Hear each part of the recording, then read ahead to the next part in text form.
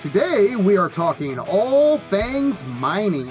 Now we have a lot of info to cover and no time to waste, so let's head inside and let's get to it.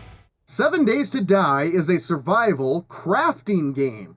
The crafting side of 7 Days to Die is huge. There are so many items that you can make in this game. But in order to craft those items, you are going to need resources, and lots of resources. So today we are going to discuss the what, where, and how to gather those resources. Let's start with the what. What do you use to gather these resources? Resource harvesting can be broken down into 3 tool types. You have shovels for things like clay, sand, or snowballs. You have the pickaxe for ores and rock, and you have the axe for wood. Like with most gear in 7 Days to Die, these tools also have a 3-tiered system. Kind of. They actually have a 4th tier, which we will go into in just a second. But generally speaking, you have your primitive tier, you have your iron tier, and the top tier is the steel tier. As with most things in the game, these mining tools are governed by perks. They are the construction perks, which are located in the strength attribute. However, resource tools actually have 2 separate perks that improve their usefulness. First, you have Miner 69er. This perk increases the block damage that your tool will actually do. At tier 1, Miner 69er also unlocks the ability to craft iron tools. Get Miner 69er up to level 4 and you will be able to craft quality 5 tools. And if you max this bad boy out to level 5, you will increase regular damage by 50%, but more importantly, you will increase block damage by 150%. In order to get level 5 of Miner 69er, you are going to need strength number 7.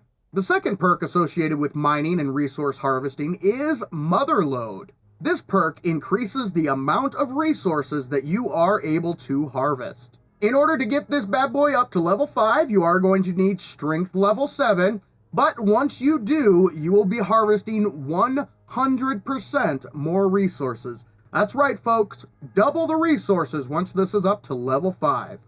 Now, let's take a closer look at the actual tools themselves. As with all items in the game, these tools have a list of stats which show their effectiveness. The primary stat that you want to be concerned with is the block damage stat. This will determine how quickly you can actually harvest resources. You also want to keep an eye on the stamina cost and the attacks per minute. But again, the primary stat that you want to look at is the block damage. As you increase the tier of mining tools, you will notice that your block damage is significantly higher. For instance, going from a stone shovel to an iron shovel gives you plus 11 block damage. So instead of 57, you are doing 68. That means you're able to break down a block much faster. And likewise, as we go from the iron shovel to the steel shovel, you will notice a huge difference. This steel shovel does 101 block damage as opposed to the iron shovel, which only does 68. So using a steel shovel allows you to break down a block much faster. And the same holds true with each of the mining tool types. Generally speaking, the iron pickaxe is better than the stone axe, and the steel pickaxe is better than the iron pickaxe. Same holds true with the regular axe. The iron fire axe is better than the stone axe, and the steel axe is better than the iron fire axe. Mining tools are unique in one major way, however. They actually have a 4th tier. This tier is, of course, the auger and the chainsaw. These are motorized tools that require gasoline in order to use. However, they chew through blocks at an incredible rate. The auger is used for digging as well as breaking down ore nodes and stone. And of course, the chainsaw is used to cut down trees. Both the auger and the chainsaw are very fast at collecting resources. However, I will caution you, they do call in screamers. Using an auger or a chainsaw for an extended period of time in the same area increases the heat map for that chunk. Get that heat up high enough and you are going to call in screamers. So when you're out and about using your auger and your chainsaw, keep your eyes and ears open for those screamers. Next, let's discuss the mods that are available for these tools. This first group of mods is going to contain the primary mods that you are going to want to use for these tools. Starting with the Gravedigger Mod. This gives you 15% more damage against dirt. Next up, we have the Iron Breaker Mod that gives you 15% more damage against iron. The Bunker Buster Mod, which gives you 15% more damage against stone. And the Wood Splitter Mod. This gives you 15% more damage against wood. This next group will pretty much just increase your block damage or increase the durability of your tool. The first mod is the Weighted Head Mod. Pretty much all it does is give you extra block damage. Next, we have the Tempered Blade Mod. This mod will increase your block damage by 10% and lower degradation by 15%. However, this mod cannot be used in either the auger or the chainsaw, as well as the steel and iron pickaxe. Next up, we have the Serrated Blade Mod. This gives you a 10% chance to cause a bleeding wound on a regular attack. Not very useful on your mining tools, aside from the extra block damage that you will get by using this mod. I would recommend using this mod only if you have nothing else available. And the last mod in this group is the Diamond Blade Tip Mod. This will lower your weapon degradation by 40%. And the last two mods we want to discuss are motor tool specific. That means they can only go in the auger and the chainsaw. This is the Motor Tool Small and Motor Tool Large tank mods. These mods will increase the amount of gasoline that your motor tools will hold. The small tank mod increases that by 50%, and the large tank mod increases that by 100%. Mining also has a special book series, The Art of Mining. This book series offers many unique benefits which make mining even better, like adding a small chance to mine rare gems from ore. You'll have a chance to receive silver nuggets, gold nuggets, or even raw diamonds while you are mining for ore. You gain the ability to craft the Diamond Tip Blade mod. You can learn how to craft lanterns and mining helmets. And if you complete the series and obtain all 7 books, you will have a 20% chance to one-shot any ore. That is absolutely amazing, especially if you are mining with an auger. That bad boy already mines at an incredible rate. Now add on top of that a 20% chance to one-shot an ore. That is incredible. You'll be gaining resources super fast. I think it is time to get out in the field and actually start harvesting some of these resources. So let's take a little trip and I will show you where to get each of the individual resources and what to look for. The first resource is wood, and it is literally everywhere. I mean, look at this. Look at all that wood.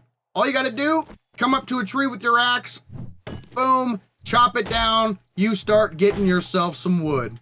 Or later in the game, pull out your chainsaw.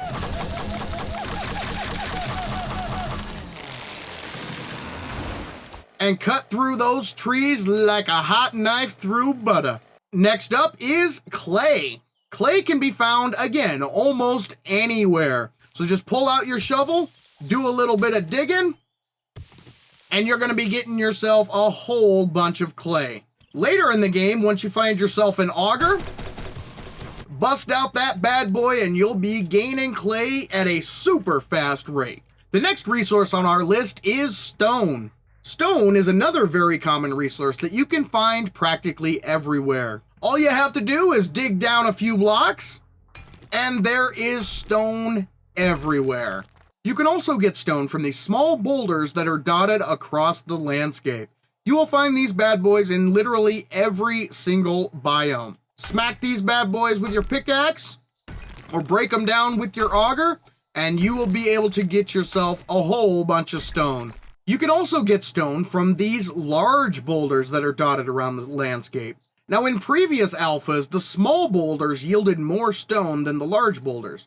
However, in Alpha 19, believe it or not, the large boulders will actually get you more stone than the small boulders. So if you come across one of these bad boys while you're out and about, this is a very good place to get some stone indeed.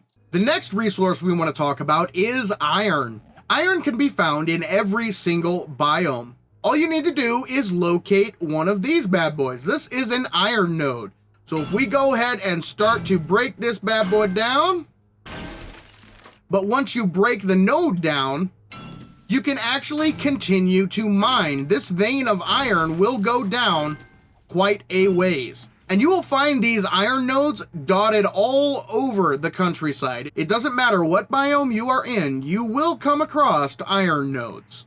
The next resource on our list is coal. Coal is also found in every biome. All you want to do is look for this little node here. This is a coal node. So as we harvest, we are getting a good amount of coal. And like the other ore nodes, this vein continues as you dig down. The next resource is nitrate powder. Nitrate powder can be found, again, in every single biome, and you're going to be looking out for these little white crystal-like structures. This is a nitrate node. So we'll go ahead and harvest this bad boy, get it going, and like all of the other ores, this vein will continue below the surface. The next resource on our list is lead. Lead can also be found in every biome, and what you're looking for is this little square-shaped shiny rock here. This is a lead node. So harvesting this bad boy will get you some lead, and like the other nodes, this vein of lead will continue as you dig down. The next resource on our list is crushed sand. The best place to get crushed sand is to come to the desert, because it is literally everywhere. All you have to do is pull out your shovel, start digging, and every single block that you break will give you some sand. Another good source of sand is gravel. You will find these type of gravel roads all over the place, and if you pull out your shovel and dig up the gravel road, you'll notice you are getting a good amount of sand, as well as a good amount of stone.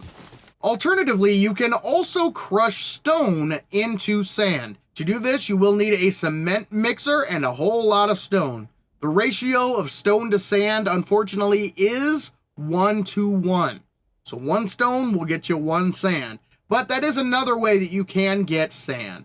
The next resource on our list is oil shale. Oil shale can only be found in the desert. And what you're looking for are these rainbow-colored nodes right here. They are very unique looking indeed and are very easy to identify. But break down these nodes and you will get oil shale. And like all of the other resources, these nodes, these veins, will continue underground. The last resource we want to talk about is snowballs. Snowballs can only be found in the winter biome. However, they are very easy to gather. Just break out your shovel, do some digging, and you will be getting yourself a whole bunch of snowballs. 7 Days to Die has a spectacular crafting system, but those craftable items do require a whole lot of resources. But hopefully this video has helped you determine the what, where, and how to gather those resources.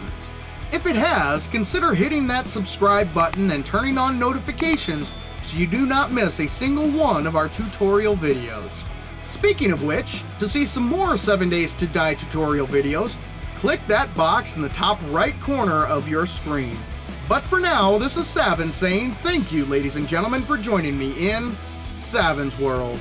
And remember, the average gamer is always king of the hill on the bell curve.